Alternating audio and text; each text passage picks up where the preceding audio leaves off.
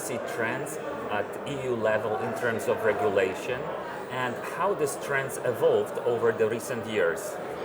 Well, Bartosz, I am working in Brussels now for 15 years, and I was asking the team what has happened in these 15 years.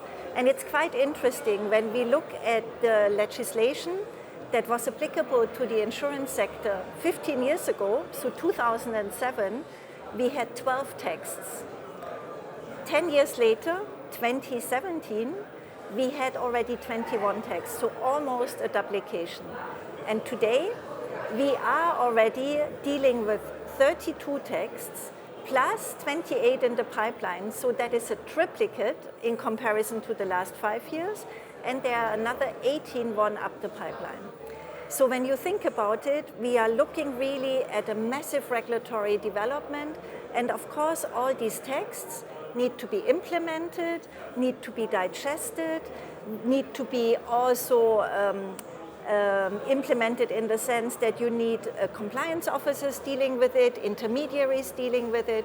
So the industry is in front of a heavy implementation challenge and an ongoing challenge in dealing with all the regulation that comes our way. And obviously, this is only the European level, because we have also then the national level that adds and sometimes complicates things even further. But currently, we also face a review of a Solvency II directive, which is a prudential regulation governing insurance.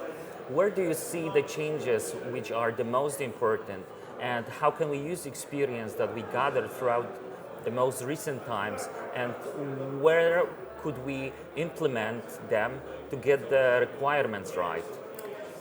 We work with Solvency II now for a number of years, 5 years, and what we have learned is that while it is a good system, it's not a perfect system. And we have seen that we have problems with probably too high capital requirements, with volatility. We have also problems that the proportionality rules are not well implemented. And what always strikes me is that supervisors rightly are concerned with too little capital, but they are not worried so much about too much. And too much capital can have negative impact, and we have seen it, because it will impact negatively our investment capacity, it impacts negatively our insurance industry's capacity to provide cover, and we are shifting the risk to the individual consumer. So we hope to gain from the review an improvement of the situation, so that an insurance industry can really take the risk away from society more effectively and can invest instead of having capital lying idle on the balance sheet. Thank you for your interview. Thank you very much.